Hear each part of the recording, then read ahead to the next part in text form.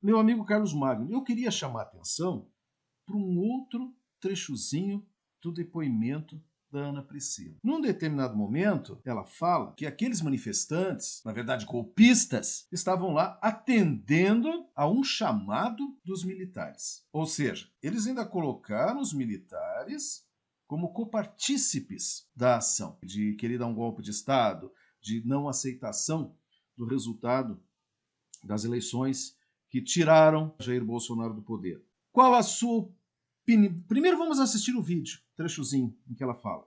E depois eu gostaria de saber, meu amigo, qual a sua opinião sobre isso? Jamais pensei que, ao atender ao chamado de militares, poderia ser marcada e presa, pois até então era a instituição onde a população de patriotas depositava os maiores índices de aprovação.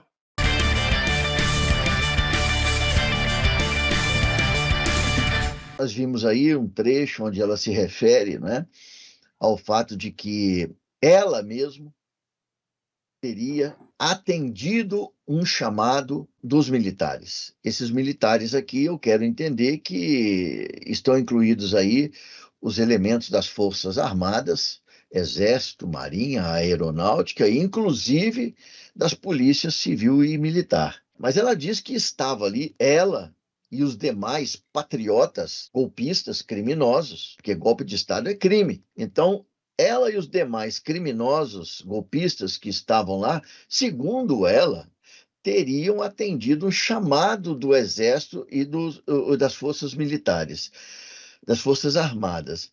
Mas ela volta a citar o Exército e as Forças Armadas em duas outras passagens do depoimento dela.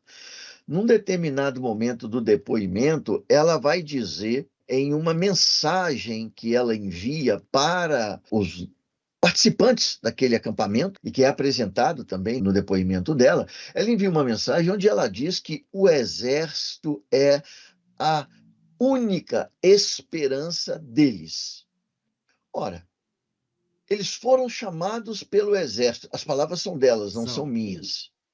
E o Exército é a única esperança deles. Esperança para quê? E, finalmente, ela diz também o seguinte, que a ação dos patriotas, golpistas que estavam lá em Brasília e que organizaram e perpetraram os atos criminosos de 8 de janeiro, essa ação teria sido motivada, entre outras coisas, mas principalmente pelo relatório que o Ministério da Defesa e as Forças Armadas emitiram depois de participar de um processo de avaliação das urnas do TSE para ver se existia alguma possibilidade de fraude naquelas urnas. E é fato que, na época, sob pressão de Jair Bolsonaro, o Ministério da Defesa emitiu um relatório onde ele diz o seguinte: não foram constatados indícios de fraude ou de qualquer tipo de violação das urnas. Porém, não existe nada que garanta que as urnas não possam ser fraudadas. Veja só que interessante, Marlos. Imagine o seguinte: você se dirige a uma mulher casada ou a um homem casado e diz assim: olha, eu não tenho nenhuma prova ou indício de que essas pessoas, este homem casado ou esta mulher casada, sejam adúlteros. Eu não tenho indício nem provas. Agora, nada impede que eles cometam adultério. Está entendendo como é que foi o relatório do Ministério da Defesa? Um relatório que, é preciso reconhecer, foi construído por marginais. Há, inclusive, suspeitas de que esse relatório teria sido construído sob orientação do famoso criminoso chamado Delgatti. E ela alega que teria sido impulsionada por este relatório. Veja, um relatório que não admite absolutamente nada. Mas por que é importante nós falarmos disso aqui? Porque a senhora Ana Priscila de Azevedo, que desempenhou um papel de liderança nos acampamentos. Por que liderança? Porque ela transmitia recados para o acampamento. Então, ela era uma líder, maior ou menor, pouco importa. Ela fazia parte da liderança desse movimento e ela ligou as Forças Armadas e o Ministério da Defesa do governo de Jair Bolsonaro aos atos golpistas de 8 de janeiro. Essa é a grande importância da gente chamar atenção para esse aspecto do depoimento dela. Felizmente, nem todos os militares são golpistas. Com certeza. E isso ficou evidente, porque na hora de dar um golpe, acabaram não pactuando com a coisa. Mas, infelizmente, o presidente Jair Bolsonaro teve um papel importante no sentido de desmoralizar as Forças Armadas, envolvendo militares, nas suas falcatruas, envolvendo militares na sua tentativa de desacreditar o processo eleitoral, na tentativa de desacreditar a democracia. E, infelizmente, alguns militares, alguns generais, acabaram entrando nesse barco, porque, obviamente, partilhavam dessas mesmas convicções.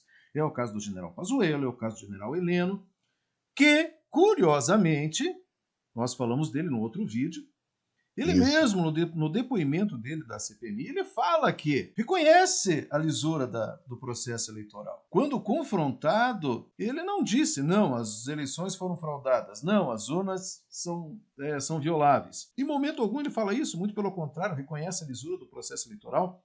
Como você mesmo disse, uma atitude covarde de alguém que ao longo de 4 anos pactuou com a mentira, pactuou com fake news, pactuou com a desinformação, pactuou com práticas que colocavam em risco a continuidade do processo democrático brasileiro. E, infelizmente, alguns setores das Forças Armadas pactuaram com esse governo. Ô, Marlos, é isso mesmo. Me permita apenas sublinhar o fato ainda dela ter insistido muito em que os acampamentos tinham como propósito defender um Brasil sem crime e sem corrupção. Ela insiste muito nisso, mas o interessante disso é que ela queria defender, ela e o acampamento que foram montados em Brasília e em outros locais, eles ao mesmo tempo eles eram acampamentos criminosos. Criminosos porque estavam articulando, isso nas palavras dela, não sou eu quem estou dizendo.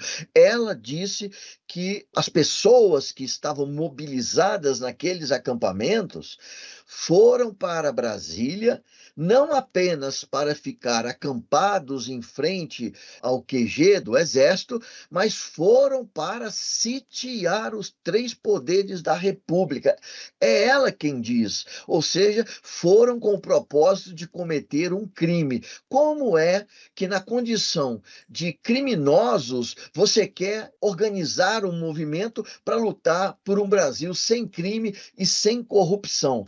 Se você me permite ainda, Marlos, acrescentar aqui, eu diria o seguinte: um Brasil sem corrupção? Ora, o governo de Jair Bolsonaro, que supostamente vinha alimentando essas mobilizações criminosas, é um governo cheio de corrupção. Eu me recordo do escândalo do Ministério da Educação, um escândalo em que não precisou haver denúncia externa, porque o próprio ministro da Educação, um pastor colocado no ministério por Jair Bolsonaro, ele declarou num áudio que vazou, ele declarou que ele havia colocado 2 outros pastores que não fazem parte da estrutura do Ministério da Educação para intermediar a liberação de recursos do Ministério da Educação para os prefeitos e os municípios. Isso, na época, ficou muito claro. Isso é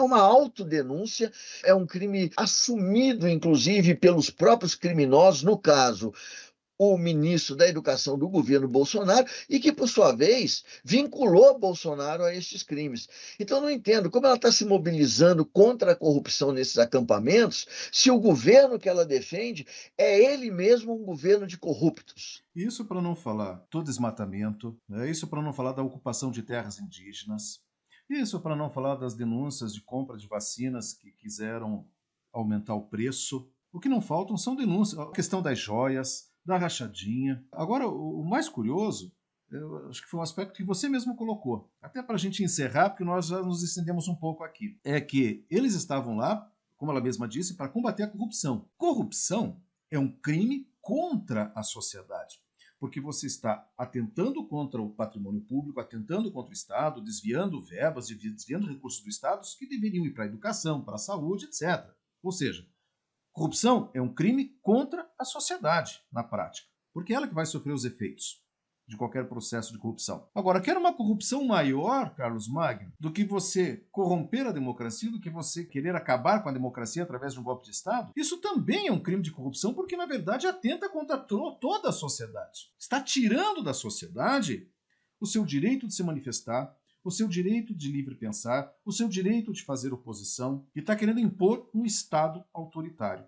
E todo mundo sabe quais são as consequências de golpes de Estado e de regimes autoritários. E o que esses golpistas de 8 de janeiro, que deram a cara a tapa, porque ainda tem muitas pessoas que não deram a cara a tapa e que estão por trás financiando e colaborando, e incentivando, e que também devem vir a público e serem punidas, o que eles estavam fazendo era exatamente colocando em risco a democracia. E são criminosos e, como tal, têm que ser tratados. É isso, é verdade. Ficamos Meu por amigo, aqui? ficamos por aqui e até muito breve.